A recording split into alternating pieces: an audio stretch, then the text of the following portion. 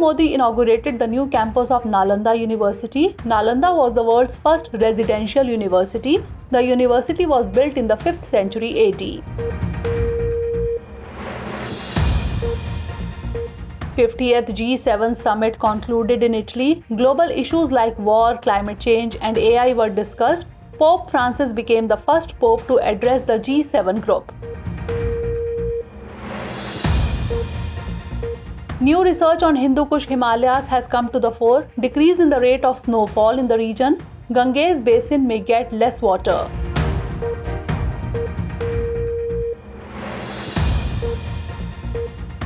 CIPRI released a report on nuclear arsenal. Global nuclear powers are modernizing their arsenal.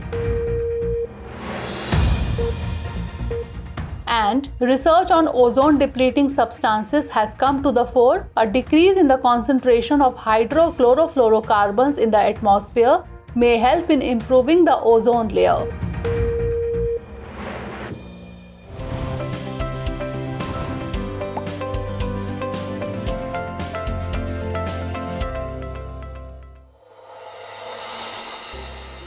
Recently, Prime Minister Narendra Modi inaugurated the new campus of Nalanda University in Rajgir, Bihar. The idea behind this campus was to bring together the nations of the East Asia Summit and India in cooperative efforts. The premises of this university campus have net zero green status. This campus is fully independent and self-reliant with a solar plant, domestic and drinking water treatment facility, a water recycling unit for reusing wastewater, a 100-acre water body, and numerous other environmentally beneficial facilities. Let us tell you that this new campus is near the ancient ruins of Nalanda University. The construction of this new campus started in 2017 and now it is equipped with all modern facilities. Nalanda University, which was an important center of education in ancient India, established in the 5th century AD. It was founded by the Gupta Emperor Kumar Gupta I. Later, it also got the patronage of Harshvardhan and Pala rulers. Students not only from India but also from countries like Korea, Japan, China, Tibet, Indonesia, Iran, Greece, and Mongolia came to this university. Let us tell you that Nalanda University was destroyed and burned on fire in 1193 AD during the invasion of Bakhtiyar Khilji. Notably, in the 7th century AD, the renowned Chinese traveler Huan spent one important year of his life studying and teaching here. Recently, the newly formed Odisha government has announced the reopening of all 4 gates of the Sri Jagannath temple in Puri. Also, it approved the establishment of a fund for the temple's preservation and security. The temple's 4 gates were closed to devotees due to COVID-19. Sri Jagannath Puri Temple was constructed in the 12th century by King Anantvarman Chodgangadeva of the Eastern Ganga dynasty. In this temple, Lord Jagannath, his sister Subhadra, and elder brother Balbhadra are worshipped. This temple is also known as Yamanika Tirth. According to the Hindu beliefs, the power of Yam, that is the god of death, is nullified in the presence of Lord Jagannath of Puri. This temple is a part of the Char Dham pilgrimage, which includes Badrinath, Dwarka, Puri, and Rameshwaram. Let us tell you that the main temple of Sri Jagannath is an impressive and unique structure built in Kalinga-style architecture. It includes a large complex with a massive compound wall and several towers, halls, and temples. Its festivals include Snan Yatra, Netrotsav, Rath Yatra, Shayana Ekadashi, Chitlagi Amavasya, Shri Krishna Janmashtami, and Dashehra. The temple's main attraction is the Rath Yatra festival, during which the 3 principal deities of the temple, Lord Jagannath, Balbhadra, and Goddess Subhadra, are taken out in a grand procession on chariots. Other temples in Odisha include the Konark Sun Temple, Tara Tarini Temple, Lingaraj Temple, and more. Recently, a study was carried out by the International Center for Integrated Mountain Development. The study claims that unusually low snowfall in the Hindu Kush Himalaya will have a negative impact on more than 600 million people who live in the Ganges basin and the low-lying villages. 10.3% of water in the Ganges basin comes from snow melting and 3.1% from glacier melting. According to the research, this year is the year with the least snowfall over Hindu Kush, which is 17% less than the normal level since 2003. Whereas the frozen water of the Hindu Kush region is an important source of fresh water for the 240 million population of the region and provides long-term benefits to about 1.65 billion people. Let us tell you that ICIMOD is a regional intergovernmental organization which works for environmental and sustainable development in the Himalayan region. Its headquarters is in Kathmandu, Nepal, and it was established in 1983. Its member countries are India, Bhutan, Nepal, Bangladesh, China, Myanmar, Afghanistan, and Pakistan. Let us inform you that the Hindu Kush region is a major mountain range which includes the Himalayas, Karakoram, and Pamir mountains. The average height of these mountains is 4,500 to 6,000 meters, and Tirich-Mir 7,708 meters is the highest peak of this range.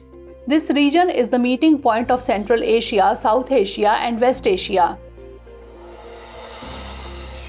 Recently, the 50th summit of the G7 was held in Borgo Egnazia, Apulia, Italy. At the same time, India, which emerged as the fifth largest economy globally, was invited to this conference. In 2024, the meeting was chaired by Italy. Italy has put forth some priorities before the group. These include the war in Ukraine and Gaza and the relationship of the G7 with developing countries and emerging economies. Also, issues like the advent of artificial intelligence and the Indo-Pacific region are included. This year, Italy invited 12 other heads of the state for the G7 group meeting, including India's Prime Minister Narendra Modi.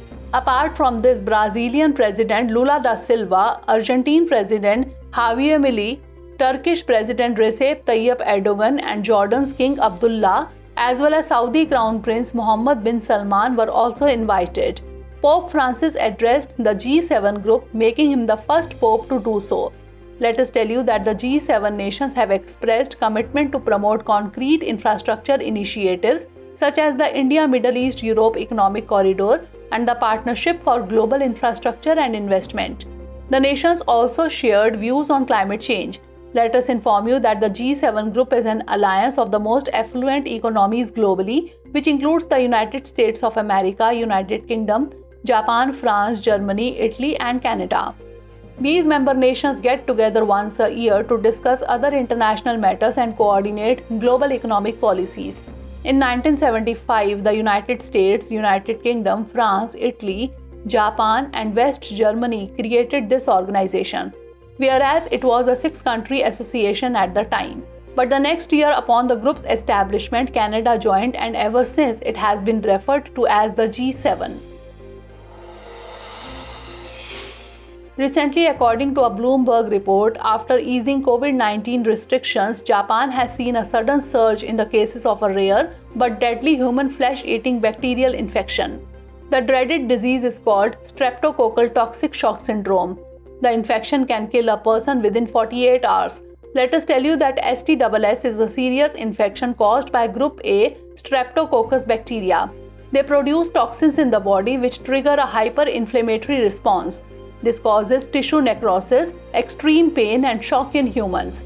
These bacteria can rapidly enter the bloodstream and organs due to the tissue damage and severe inflammation, and many organs of the body can fail in a short period.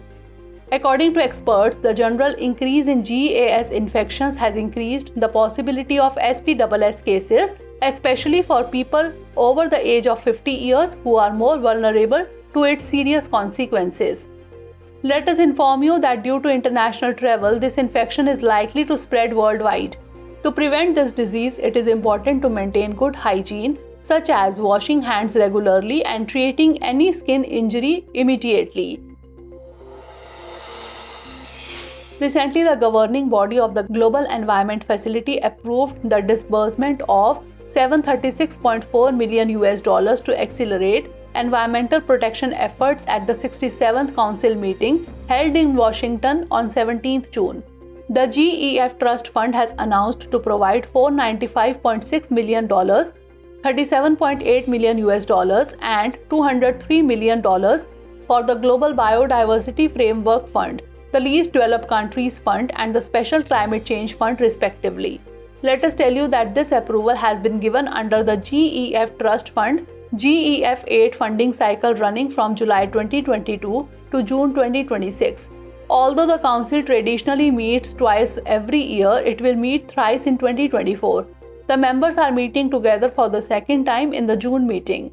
Let us inform you that the Global Environment Facility was established in 1992. Its secretariat is located in Washington, D.C. A total of 184 countries, including India, are its members. The World Bank acts as the trustee of GEF, which manages the GEF Trust Fund. It is a type of fund dedicated to combating biodiversity loss, climate change, pollution, and degradation of land and ocean health. Recently, a study on ODS or ozone-depleting substances was published. This study indicates that the concentration of hydrochlorofluorocarbons, sometimes referred to as ozone-depleting substances in the atmosphere, has dropped. This decrease in the concentration of HCFC is 5 years ahead of schedule. This represents a significant advancement in the endeavor to strengthen the ozone layer. Nonetheless, the year 2021 marked the peak of HCFC emissions. Concurrently, the study discovered that chlorine, which has a similar effect as HCFC, and the global direct radiative forcing from HCFCs had decreased in 2022 and 2023. According to research, the highest reduction has been observed in the Northern Hemisphere, in which India is located. At the same time, this reduction reflects the benefits of the Montreal Protocol to reduce climate change effects and damage to the stratospheric ozone layer. Let us tell you that the Montreal Protocol is an international treaty. It was adopted by the United Nations in 1987. Its purpose is to protect and restore the stratospheric ozone layer. At the same time, the main objective of this protocol is to phase out the production and use of ozone-depleting substances. In the year 2016, the parties to the Montreal Protocol adopted the Kavli Amendment to phase out the production and consumption of hydrofluorocarbons worldwide. Let us inform you that ozone-depleting substances are chemicals that cause the depletion of the stratospheric ozone layer. Actually, the ozone layer protects life on Earth by absorbing the harmful ultraviolet rays of the sun. Ozone-depleting substances include chlorofluorocarbons, halon, carbon tetrachloride, and methyl chloroform. They are commonly used in refrigerators, air conditioners, fire extinguishers, and aerosols. Recently, SIPRI, that is Stockholm International Peace Research Institute, released a report on nuclear weapons, according to which 9 nuclear weapon-rich countries, including India, are continuously modernizing their nuclear weapons. These 9 countries include the United States of America, Russia, the United Kingdom, France, China, India, Pakistan, North Korea, and Israel. According to the report, by January 2024, China's nuclear stockpile will increase from 410 warheads to 500 warheads, whereas India has a total of 172 and Pakistan has 170 nuclear warheads so far. In fact, there are an estimated total of 12,121 nuclear warheads around the world by January 2024. About 9,585 warheads were kept in military stockpiles with the possibility of potential use by these countries. An estimated 3,904 warheads were deployed with missiles and aircraft. Of these deployed warheads, about 2,100 ballistic missiles were kept on high operational alert. Most of the warheads were either from Russia or the United States of America. For the first time, some warheads of China were also seen on high alert. Let us tell you that Russia and the United States of America have about 90% of the total nuclear weapons in the world. Let us inform you that SIPRI is an independent and international organization. It was established in 1966 in Stockholm, the capital of Sweden. Its main objective is to promote global peace and security. It provides fact-based policy suggestions to stop the arms race and establish peace around the world. With all the top news we have covered in this bulletin, let's now focus on 5 questions based on all news covered so far.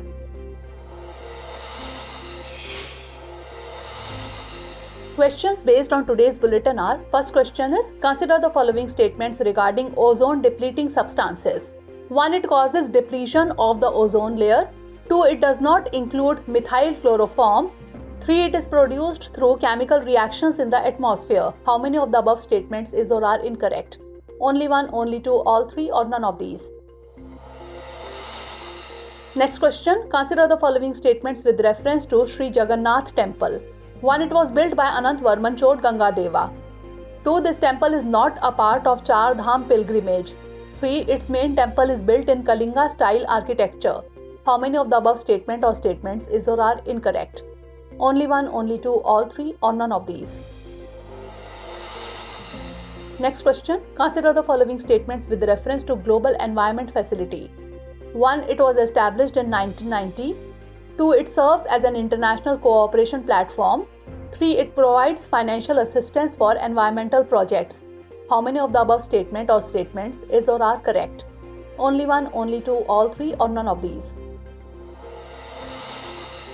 Next question. Consider the following statements with reference to CIPRI. 1. It was established in 1966. 2. Its headquarters is located in Stockholm, Sweden. 3. It is dedicated to research on conflict, armament, arms control and disarmament. How many of the above statements are correct? Only 1, only 2, all 3, or none of these. Last question is, consider the following statements with reference to Nalanda University. 1. It was founded by Kumar Gupta I. 2. It was the only major center of education in medieval India. 3. It is located in Rajgir city of Bihar. How many of the above statement or statements is or are correct? Only 1, only 2, all 3, or none of these.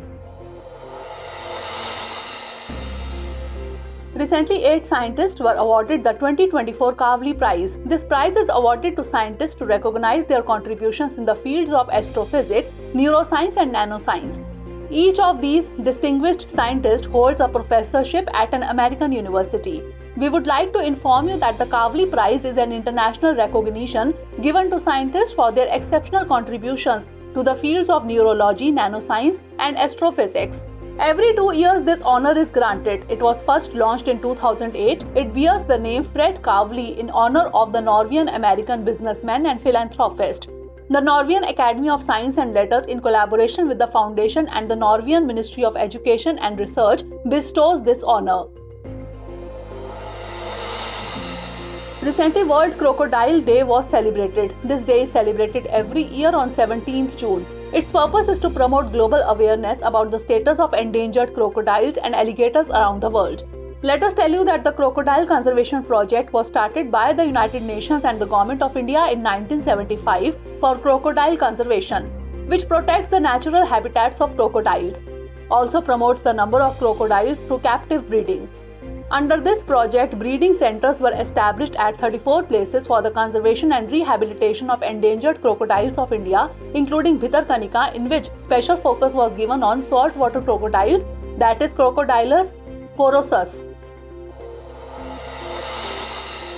Recently, the Union Ministry of Jal Shakti has launched the e-flow ecological monitoring system. This is an important step towards ensuring the continuous and sustainable flow of the Ganges, which will monitor key parameters like inflow, outflow and mandatory e-flow in 11 projects along the Ganga mainstream.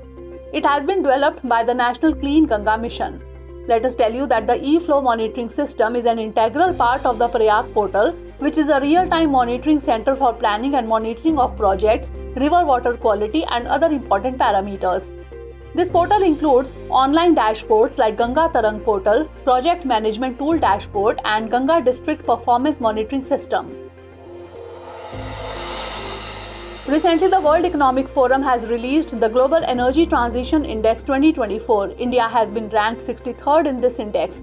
Sweden topped the index globally and followed by Denmark, Finland, Switzerland and France. Emerging economies like Brazil and China have made significant progress, although 107 out of 120 countries have shown progress in their energy transition journey in the last decade. However, the pace of energy transition has slowed down due to economic instability, rising geopolitical tensions and technological change. Recently, Prime Minister awarded certificates of Krishi Sakhis to more than 30,000 self-help groups in Varanasi. Let us tell you that in the year 2023, the Ministry of Agriculture and Farmers Welfare and the Ministry of Rural Development had signed a Memorandum of Understanding. Under this MOU, the Krishi Sakhi certification program was an ambitious initiative which promotes the important role of women in agriculture and the skills of rural women. This initiative aims to train and certify Krishi Sakhis and to designate Krishi Sakhi as Agricultural Para Extension Assistant. Krishi Sakhi is a part of Lakhpati Didi scheme. So Krishi Sakhi caters the goals of Lakhpati Didi scheme too. Recently, International Day of Yoga was celebrated. This day is observed every year on 21st June. This was the 10th International Day of Yoga. The theme of this year's International Day of Yoga was Yoga for Self and Society. It is important to remember that yoga is a transforming practice that effectively establishes harmony and balance between the mind and body, as well as between cognition and action. Let us inform you that on 21st June 2015, International Yoga Day was observed globally for the first time. Yoga is an ancient physical, mental and spiritual practice. It originated in India. The word yoga is derived from Sanskrit and it means to join or unite, which symbolizes the union of body and mind. Recently, 26-year-old writer Ramesh Karthik Naik was awarded the Sahitya Akademi Yuva Puraskar for Telugu. Naik, who writes under the name Ramesh Karthik Naik, is the first tribal writer from Telangana to receive this honor for his short story collection Dhavalo. Let us tell you that Sahitya Akademi Yuva Puraskar was established in the year 2011. This award is given every year to the best literary works written by young writers of the age of 35 years or less in all recognized languages. Under this, a plaque, shawl, citation and a sum of Rs 50,000 is awarded. However, material published posthumously is not eligible for the award. Recently, World Refugee Day 2024 was celebrated. This day is celebrated globally on 20th June every year. This year's theme is For a World Where Refugees Are Welcomed. This day promotes sympathy and understanding towards refugees. This day is dedicated to millions of people who have been forced to flee their homes due to war, persecution and natural disasters. Let us tell you that the first World Refugee Day was celebrated in 2001 to commemorate the 50th anniversary of the 1951 Convention relating to the status of refugees.